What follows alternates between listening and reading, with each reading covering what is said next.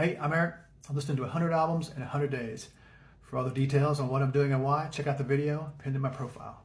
Today I listened to the 1987 album Back for the Attack by the band Dokken. I think I mentioned in the second video I did for Van Halen's 1984, and I think I mentioned it again when I did the Night Ranger album, that there were three guys that really influenced me to play guitar that were my guitar heroes. One was Eddie Van Halen from Van Halen. The other one was Brad Gillis from Night Ranger. And then the third guy is a member of this band that we're talking about in this video, George Lynch of Dokken. This album also falls into the category that I've used in this project of albums that didn't get a fair shake or enough attention when they first came out. I think in that category I mentioned that Night Ranger album that I talked about, a band called Zavion, Honeymoon Suite, and this album. It did not get the attention I think it should have gotten, which is weird for me to say because it's their best-selling album. It went platinum in like a year.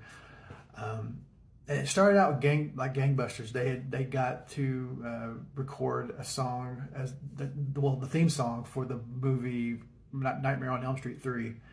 They recorded a song called Dream Warriors, and that song debuted before the album came out. They had a video on MTV that was in heavy rotation, and they were just poised to take off. They built on the success of every album before this, and this was really just going to be a great jumping off point for them. And it really didn't go anywhere as far as mainstream success or video success or anything like that. Other bands that were out at this time that were enjoying some major success, Guns N' Roses had just hit. Def Leppard was out with Hysteria. Motley Crue, Whitesnake, Poison, White Lion. Those kind of bands were enjoying mainstream success.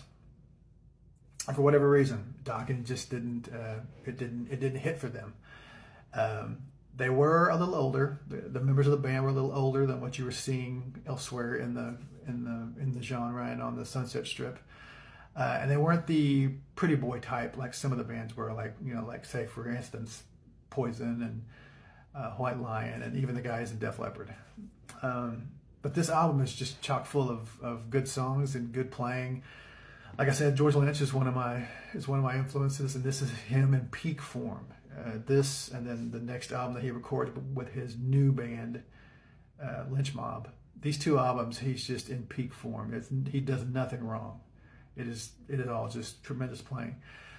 He has a track on this album on Back for the Attack called Mr. Scary, which is an instrumental, which outside of Eruption from Van Halen, this is probably the best guitar instrumental track to come out of the 80s, and you won't convince me otherwise. Outside of Eruption, okay, don't get me wrong.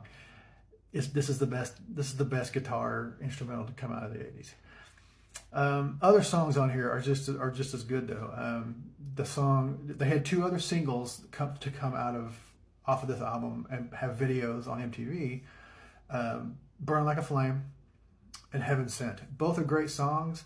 Videos were kind of meh, and I think they just kept shooting themselves in the foot with stuff. The band said from the outset they didn't like this album. They were completely unhappy with how it turned out, which is just amazing because I think the production, the mixing, the songwriting, the playing, I think everything is. I mean, this is their best offering out of the 4 albums that they put out before they broke up. This is the best.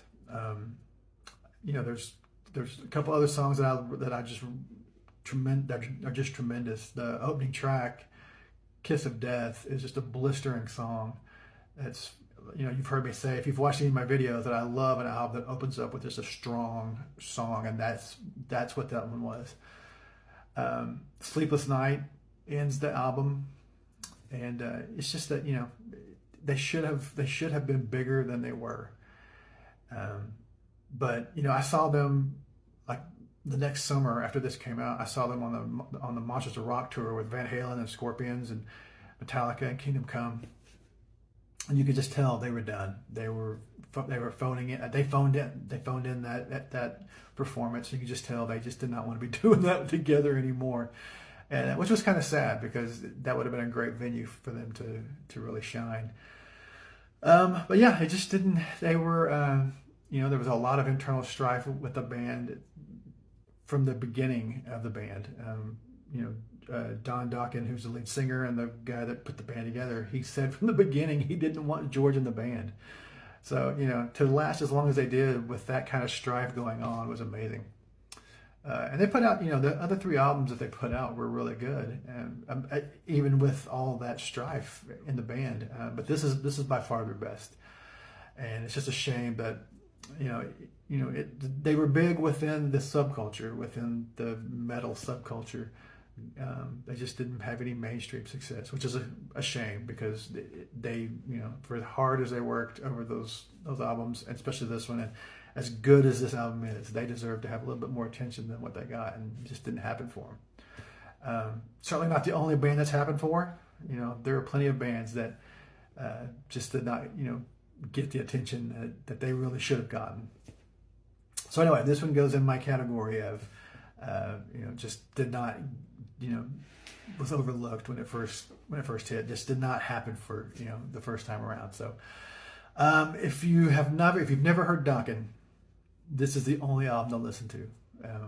I'm not saying the rest aren't good. This is it. They are all at their peak. The songwriting, the playing, this is the pinnacle for them.